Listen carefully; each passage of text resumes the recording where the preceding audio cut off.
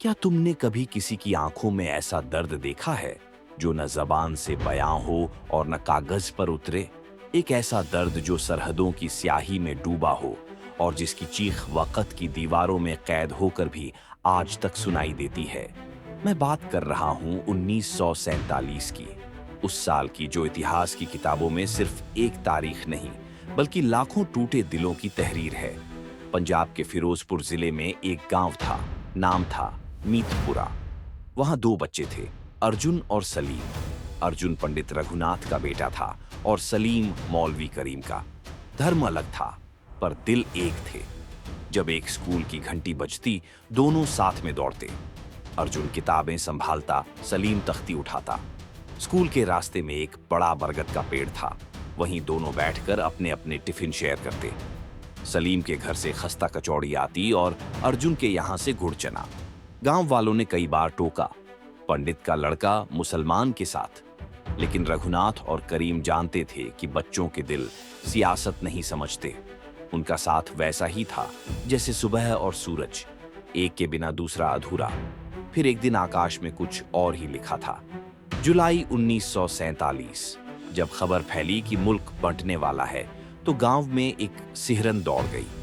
जो लोग कल तक एक दूसरे के घर आते जाते थे, आज अपनी अपनी दीवारें ऊंची करने लगे। अखबारों की खबरों में दंगे भड़क चुके थे और अफवाहों ने आग में घी डाल दिया। अर्जुन और सलीम अब भी मिलते थे, पर छुपकर। वो बरगद अब उनका गुप्त अड्डा बन गया था। एक दिन सलीम ने कहा, अब्बा कह रहे हैं कि हमें पाकिस्तान जाना होगा, लाहौर में चाचा रहते हैं। अर्जुन ने कुछ नहीं कहा, बस उसकी आंखें भर आईं। तू मेरे बिना रहेगा कैसे बे? सलीम ने उसकी पीठ पर धौल मारते हुए कहा, तू जा ही क्यों रहा है सलीम? यहीं रह, हम दोनों यहीं पढ़ेंगे, यहीं काम करेंगे। मेरे बस में थोड़े है यार। अब्बा कह रहे हैं कि हमें अब वहां जाना ही पड़ेगा, यहाँ का माहौल बहुत बिगड़ गया है। दोनों देर तक चुप बैठे रहे। फिर सलीम ने अपनी जेब से एक पुराना कागज निकाला। ये देख, मैंने तेरा पता लिखा है इस पर। अगर कभी चिट्ठी लिखूं तो जवाब जरूर देना। हाँ।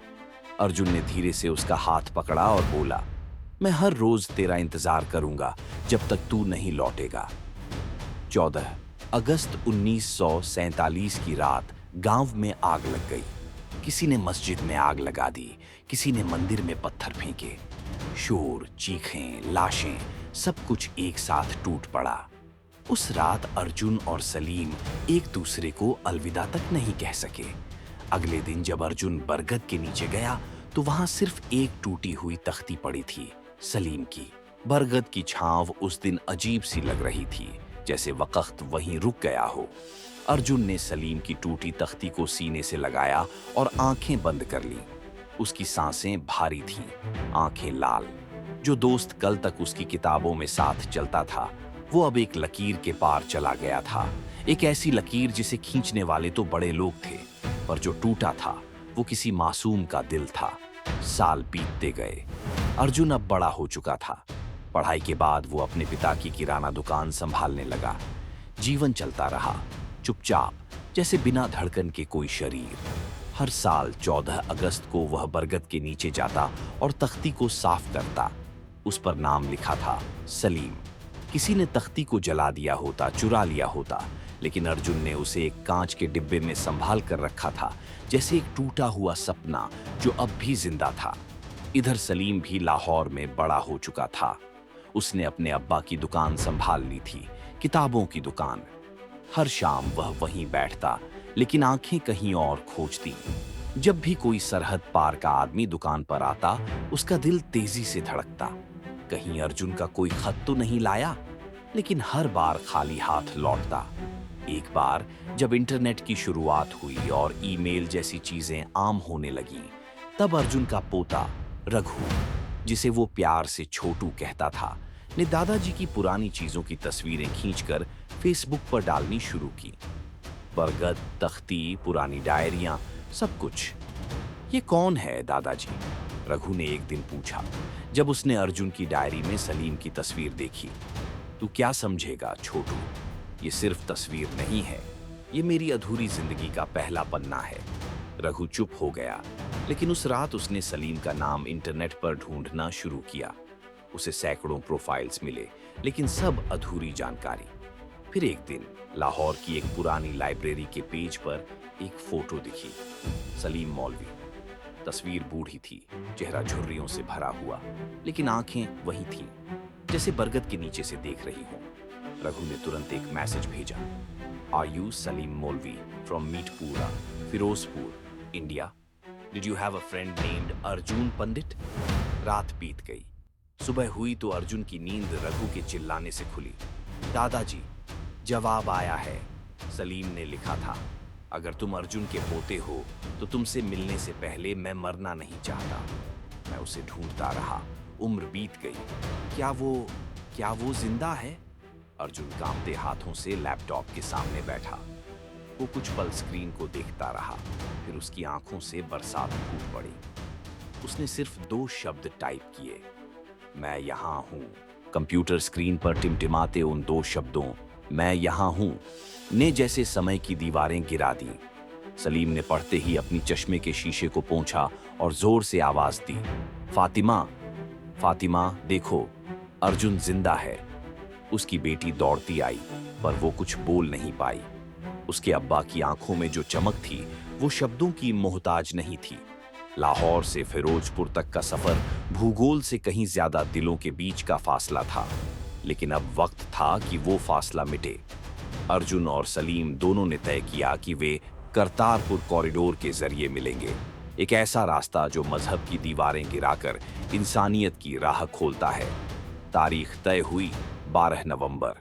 दोनों देशों में गुरु नानक जयंती का दिन। सलीम ने सफेद कुर्ता पायजामा पहना और पुराने बक्से से वो तख्ती निकाली जो अब भी उसके पास थी, टूटी हुई, किनारे जले हुए, लेकिन उस पर अर्जुन का नाम अब भी साफ लिखा था। उधर अर्जुन ने भी वही शर्ट पहनी जो सलीम ने उसे आखिरी दिन तोहफे में दी थी। अब फीकी हो चुकी थी, लेकिन उस पर अब भी दोस्ती की खुशबू बाकी थी। जब वो दोनों कॉरिडोर के उस पार पहुंचे, भीड़ थी, कैमरे थे, जवान थे, लेकिन उनके लिए उस पल दुनिया सिर्फ एक इंसान में सिमट गई थी। जब उनकी निगाहें मिलीं, तो वक्त थम गया।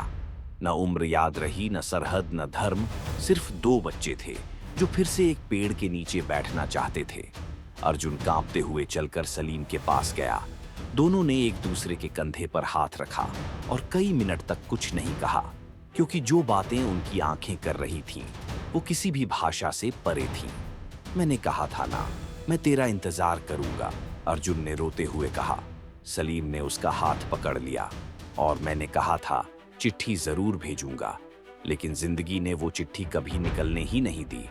वो दोनों वहीं जमीन पर बैठ गए, जैसे बरगद के नीचे। रघु और फातिमा ने तस्वीरें ली, लेकिन अर्जुन और सलीम को किसी तस्वीर की जरूरत नहीं थी। उनकी यादों में वो पल दर्ज हो चुका था, जैसे बिछड़ा हुआ दिल फिर से धड़क उठा हो। उस दिन लाखों लोग सोशल मीडिया पर उनकी तस्वीर देख रहे थे, पर जो महसूस कर रहे थे वो सिर्फ वो 2 दिल जानते थे जिन्होंने सरहद से परे दोस्ती बचाकर रखी थी। वो फिर कभी साथ नहीं रह सके, कानून, उम्र और हालात बीच में थे, लेकिन दोनों ने आखिरी सालों में हर हफ्ते वीडियो कॉल की, पुराने किस्से सुनाए, हंसे, रोए और एक वादा किया कि उनके पोते पोतियां कभी एक दूसरे से जुदा नहीं होंगे। कुछ महीने बाद अर्जुन की तबीयत बिगड़ने लगी। एक रात उसने रघु से कहा, अगर मैं चला जाऊं तो मेरी अस्थियां सलीम को दे देना, कह देना अर्जुन की आखिरी सांस तेरे नाम थी। सलीम जब वो खबर सुनकर टूट गया तो उसने वही तख्ती अर्जुन की राख के साथ एक नदी में प्रवाहित की, जहां भारत और पाकिस्तान की सरहद एक साथ बहती है। आज भी वहां एक छोटी सी पट्टी पर दोनों का नाम लिखा है, अर्जुन और सलीम, दोस्ती के देवता।